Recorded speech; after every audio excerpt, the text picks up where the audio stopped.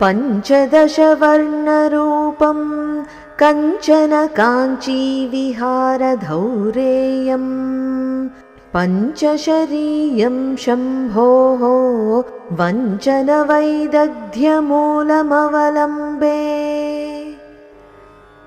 पञ्चदशवर्णरूपं कञ्चन काञ्चीविहारधौरेयम् पञ्चशरीयं शम्भोः वञ्चनवैदग्ध्यमूलम् అవలంబే.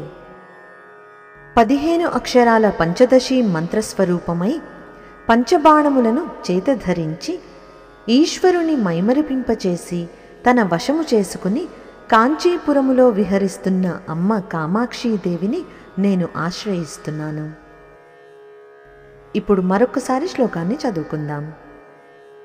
పంచదశవర్ణరూపం కంచన కాంచీవిహారధౌరేయం పంచశరీయం శంభోః వంచనవైదగ్ధ్యమూలమవలంబే.